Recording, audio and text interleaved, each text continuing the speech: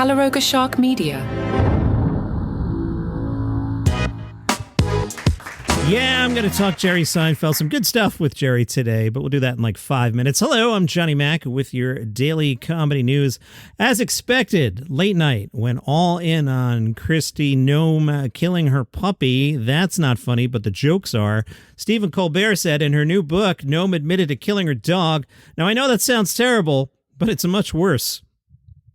No twist there. That's it. That's the whole joke, but I think it's really good.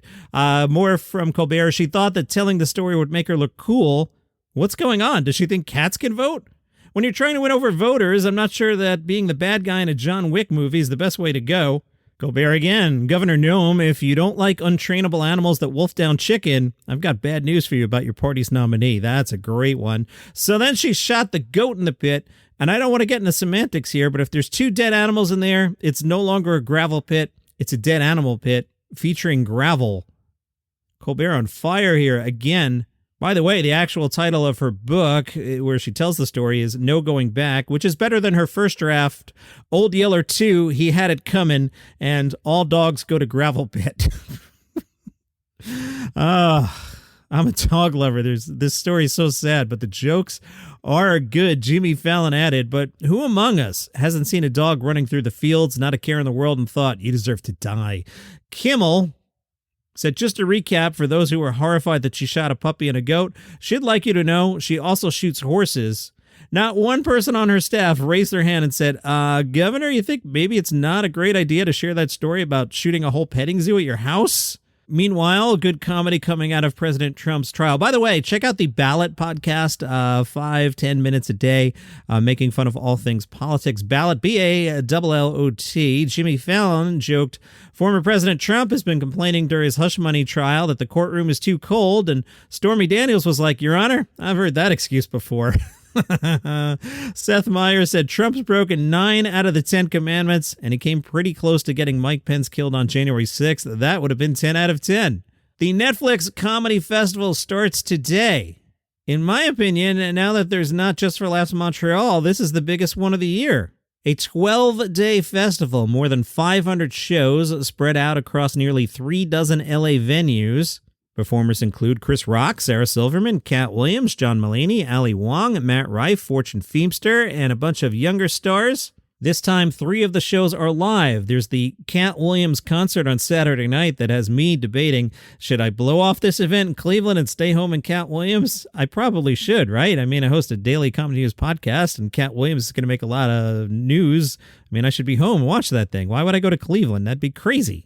Sunday night, the roast of Tom Brady, and there's the 6-night sketch/variety series called John Mulaney Presents Everybody's in L.A., where John Mulaney is expected to interact with dozens of the biggest names performing at the festival.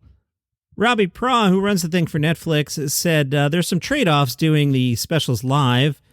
He says the presentation might not be as polished, or there could be technical snafus which throw off a performer's pacing. And given that most viewing takes place down the road on demand, the argument against live is maybe you hurt the long tail of the project when it's not edited and polished. But we're trying to replicate the feeling of sitting in the room. Robbie also says, yeah, it's a great promotional tool with the whole live aspect, unless you're in Cleveland and you can't watch Katt Williams live.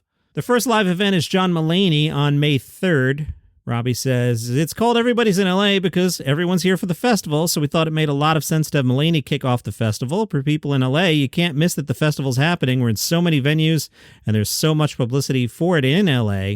As for details, they're being vague. Robbie says the episodes will be somewhere between 40 and 60 minutes, something like that. It's really about exploring LA in the week where the funniest people are here. Mulaney has amassed a treasure trove of the biggest comedy stars in the world. There's sketches, there's in-studio moments. I'm going to leave it to Mulaney to define the show a little bit more. Some of us in the Facebook group were wondering how much of this would actually show up on Netflix. Guys, we're going to be disappointed. Robbie says, I think we've pretty much announced at this point everything that we're taping. We're taping Ali Wong, Dion Cole. We're taping another program of up-and-comers that we'll be putting on YouTube. But I think it's pretty similar to last time. I mean, fundamentally, this is about celebrating comedy. That's our North Star here. All right, so for those of us who were hoping we were going to get a ton of comedy specials, sounds like we're not. They asked Robbie about Just for Laughs. That's where I know Robbie from. He says, I think Just for Laughs will be back. It's such an important festival and so unbelievably important for emerging comedians. I don't really correlate what we're doing here versus what happened there. I think events like this are very important. There was just a great festival in Austin, and there's the Edinburgh Festival Fringe and some other very important festivals around the world. We just hope that they all stay healthy. I think we're kind of blown away that this thing has grown so quickly in a short period of time. They asked him about the reset in payments, and he said, we've licensed some things. It's generally pretty similar to when I started. When we started doing these things 10 years ago, it was a moment when stand-up comedy was really valued at Netflix, but the marketplace outside of here was really quiet. As we go into 2024, I think we're seeing so many signals from the marketplace that there's a lot more interest in stand-up comedy. And I'm not just talking about the other networks. I'm talking about comedians flourishing on TikTok or YouTube, or their own podcasts. There's an ecosystem for stand-up that didn't exist 10 years ago, and it's a much bigger business now than it's ever been. 20 years ago when I started, there was maybe one act that could do an arena every 2 years. It was like a Dice or maybe Blue Collar or Kings of Comedy. If you look at this festival, I think there are 15 shows at that level in just 12 days. I agree with them. There are a lot of people that can fill big buildings. That was not true. Yeah. All right, I'll do more of that article tomorrow because I got other things I want to get to today.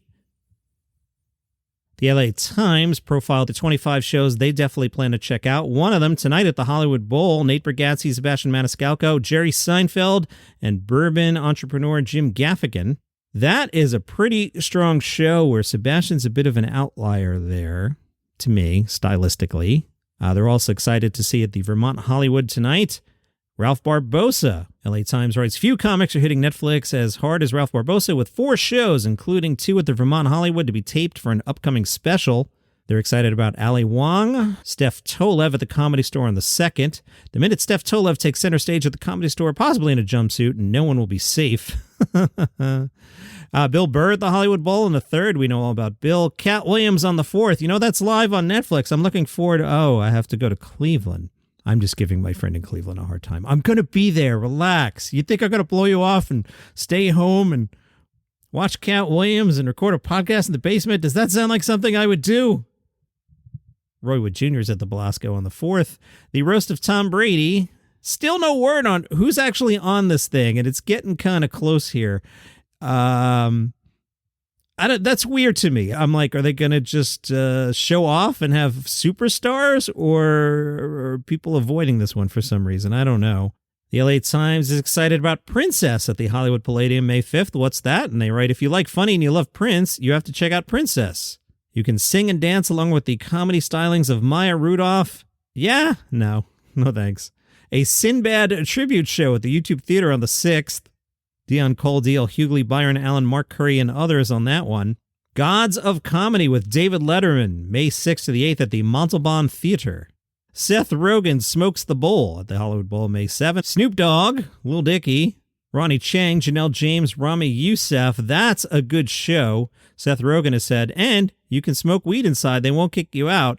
I am a clean liver, but that sounds like a lot of fun. May 7th at the United Theater. Hannah Gatsby and close personal acquaintances, some of whom they've never met. Unclear who's on that one. Let's see. Christina P. at the Masonic Lodge on the 8th. Matt Rife at the Hollywood Bowl on the 8th. Tom Segura at the Kia Forum on the 9th. Jesselnick on the 10th. Kreischer on the 11th. Jack Jr. they're excited about. Jack Asadorian, a.k.a. Jack Jr., comes from a comedy family.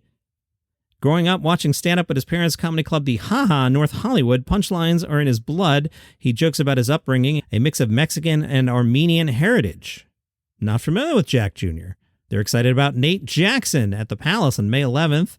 Though plenty of comics view crowd work as part of the job, Nate Jackson has made it the springboard of a career. If you like being made into a human s'more, go ahead and make sure you're somewhere in his line of village. No, what's line of village? That's one of those, I misspoke, obviously. Line of vision. Could I edit that? I could. Did I? No. Why not? It's funnier. Line of village. I guess I should just do the who's playing at Netflix tonight thing while we're this deep into the weeds. Low tickets warning for Seinfeld, Gaffigan, Bargatze, and Sebastian. And then 2 shows at the Vermont and Hollywood, both called Introducing. A curated lineup of 9 exciting fresh voices.